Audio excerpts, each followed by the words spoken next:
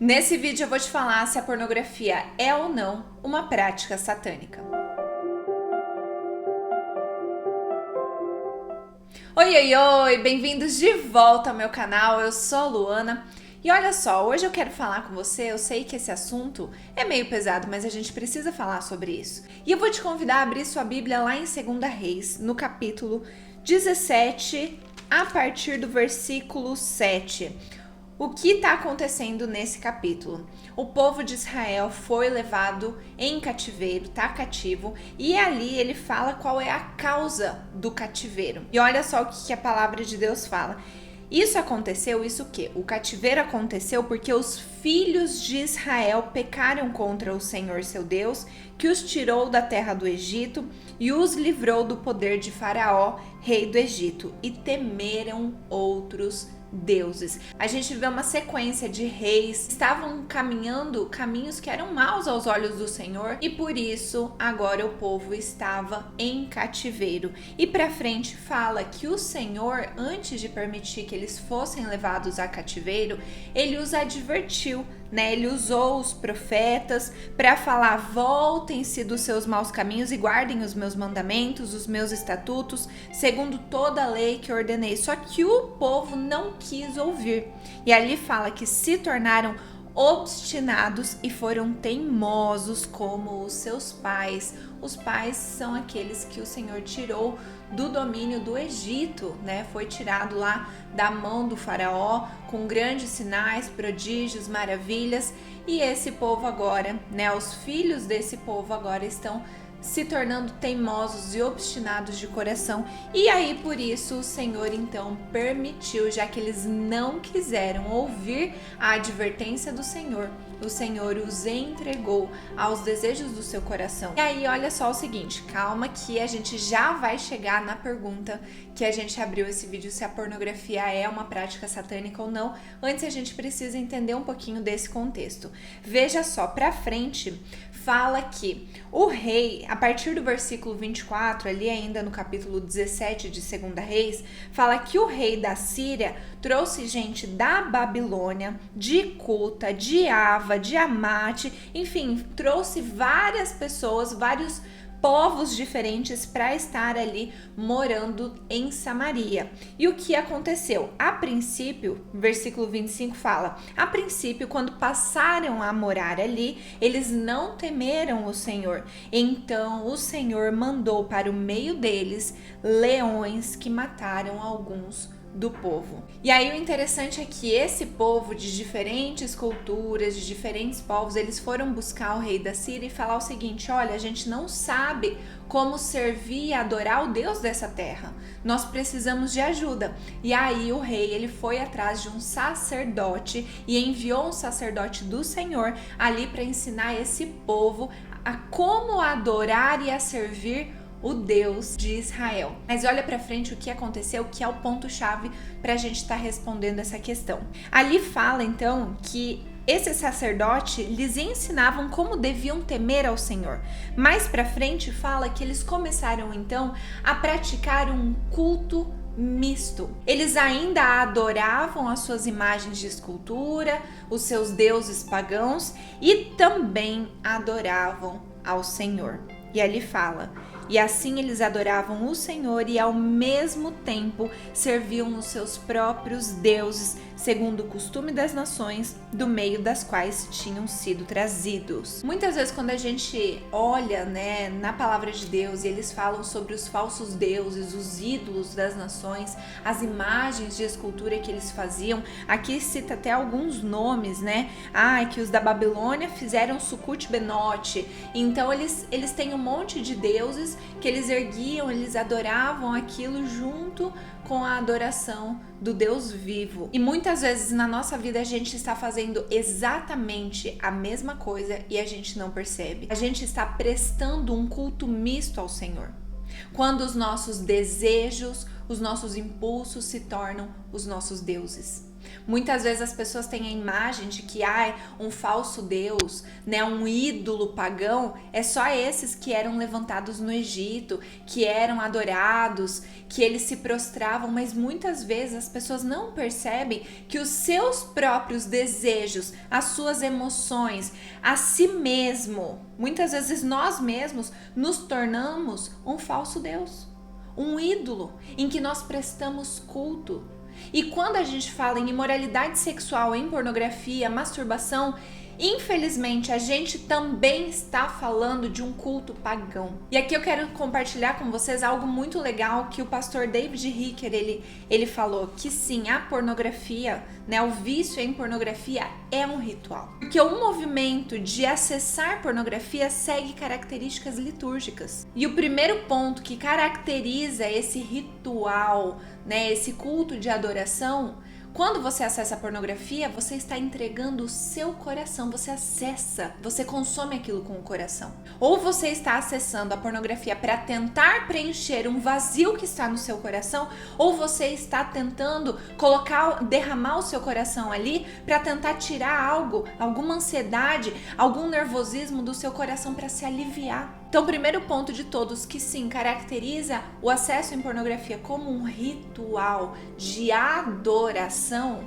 é que você entrega, primeiro de tudo, o seu coração diante desse altar. O segundo ponto é que você mantém uma frequência. Assim como nós temos uma frequência de ida à igreja, de adorar o Senhor, de ir no culto, de buscar a palavra, existe também uma frequência por trás da imoralidade sexual. É como se você fizesse um culto semanal, um culto quinzenal, um culto de adoração à pornografia, à masturbação, à imoralidade sexual a cada 3 dias, a cada 5 dias. Então mantenha uma frequência e a tendência dessa frequência é cada vez se tornar mais intensa. Esse culto de adoração se tornar ainda mais intenso. E o próximo ponto que traz essa caracterização de culto de adoração para o acesso da pornografia é que você segue um ritual.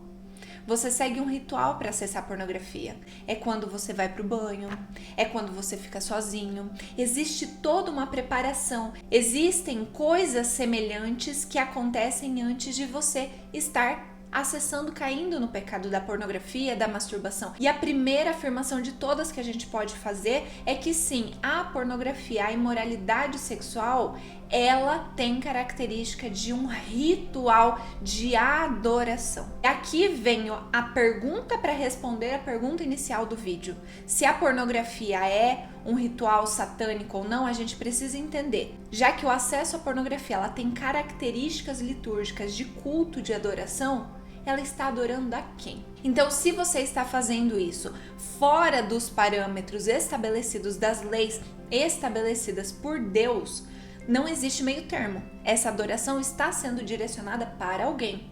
E esse alguém se chama Satanás.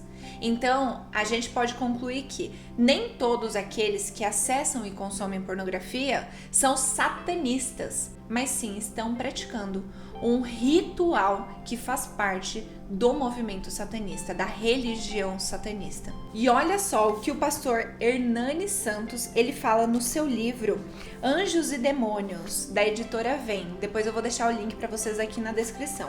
Ele fala o seguinte: primeiro ele começa falando sobre o satanismo. Primeiro de tudo, o pastor Hernani ele começa explicando sobre a Bíblia satânica, que ela não tem esse senso de sagrado, ela não é sagrada aos olhos deles como a Bíblia sagrada pra gente é.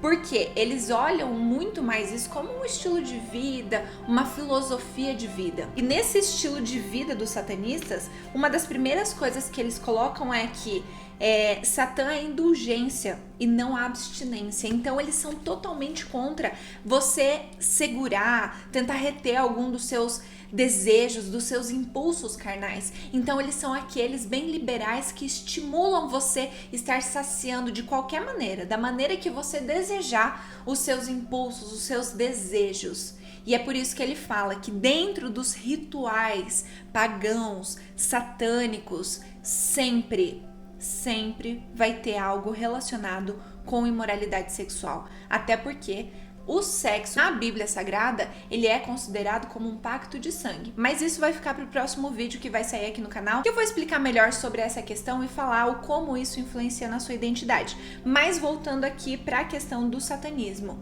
Todo ritual, toda a consagração, tudo aquilo que é feito de acordo, com a Bíblia satânica, eles sempre vão estar utilizando o sexo, a imoralidade sexual como uma parte daquele ritual. E por isso que o pastor Hernani fala lá na página 297, ele fala o seguinte: que nenhum satanista pode ser acanhado sexualmente. Quanto mais libertar o seu libido, mais forte se torna. É ideal que o sexo seja o maior ponto de contato nessa prática, e não somente a prática, mas como ser um assistente. Por isso é que em todos os cultos satânicos deve ter muito sexo e muita gente assistindo.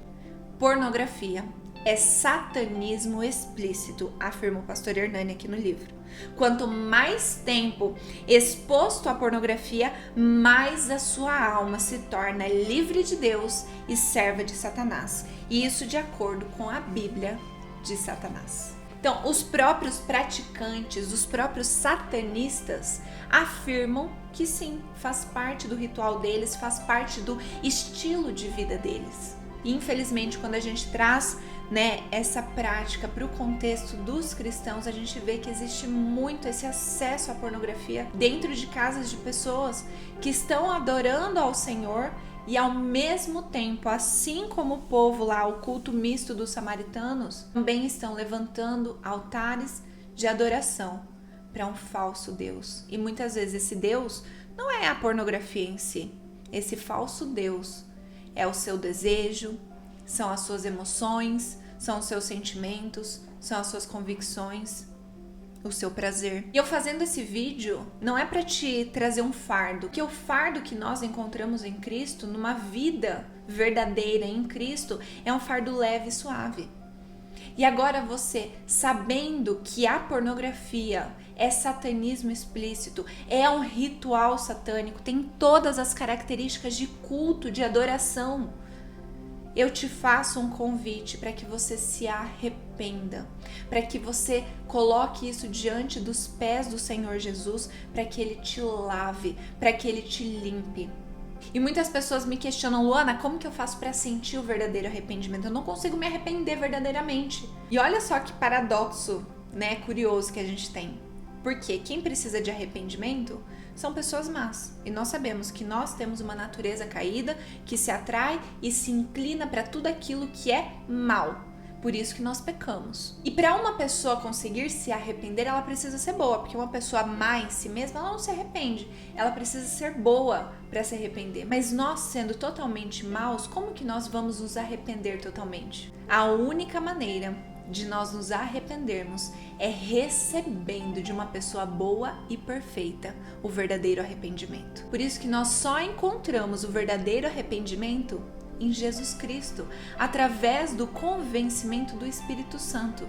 E se o Espírito Santo coloca, aquela fagulha de que algo tá errado, de que alguma coisa precisa mudar, talvez é uma coisinha pequena que tá gritando dentro de você, dê voz, porque é isso que Ele está usando para acender essa fagulha do arrependimento dentro de você. Tome a decisão de agradar o coração do Senhor, porque então Ele vai colocando cada vez mais dentro de você a parte boa dele. Ou seja, Ele vai gerando em você aos poucos o verdadeiro arrependimento e Ele vai te fortalecendo no seu posicionamento. Então dê voz a essa fagulha que tá talvez ali quase apagando dentro de você, mas que existe. É o Espírito Santo colocando convencimento dentro de você. Se posicione, porque isso é o que permite você receber o verdadeiro arrependimento que é encontrado naquele que é bom e perfeito, que é Jesus Cristo. O arrependimento não vem de nós mesmos, mas vem de Jesus Cristo através do convencimento do Espírito Santo. Então, por isso, se posicione. Se posicione a não pecar mais, se posicione a não cair mais, seja radical no seu posicionamento e confie e se derrame, se entregue. A mesma intensidade que nós nos entregamos ao pecado, nós precisamos também buscar o Senhor, o fortalecimento. Eu posso te falar, na época que eu estava no mundo, eu era muito intencional e intensa em buscar satisfazer os desejos da minha carne. Então eu não posso esperar de braços cruzados que isso também venha na mesma intensidade eu esperando. Eu preciso me posicionar e buscar o Senhor de todo o meu coração. Através do quê? Me relacionando com Ele, através da Sua palavra, no meu secreto, através do louvor, da adoração, através do jejum. E isso é algo que, sim, através da comunhão dos irmãos pode te ajudar, mas que realmente você vai encontrar essa força, essa unção sendo derramada sobre você, esse bálsamo de cura sendo derramado sobre você no seu secreto. Quando você está ali, só você diante dele. É nesse momento em que você se encontra diante dele, no seu secreto, que você é convencido, que as escamas dos seus olhos caem e você é transformado cada vez mais em imagem e semelhança dele. Então, por isso, esse vídeo hoje não é para te trazer acusação, não é para te colocar um fardo pesado, mas sim te fazer um convite de arrependimento. Que você vá para o seu quarto, você se coloque diante do Senhor, mesmo que você não está sentindo, mas se coloque lá, porque Ele é fiel e justo, aquele que procura, encontra. Todo aquele que pede pelo Espírito de Deus, ele se permite ser encontrado. Então vá, busque Ele no secreto e confie que Ele é Deus e que Ele vai te suprir, Ele vai te fortalecer nesse processo.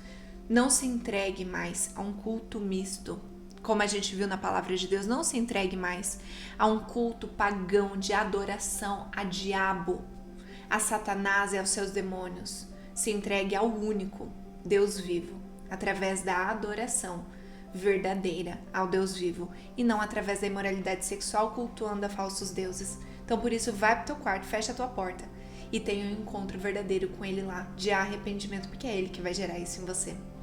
Muito obrigada por ter assistido o vídeo até aqui e eu estarei te esperando no próximo vídeo. Até mais!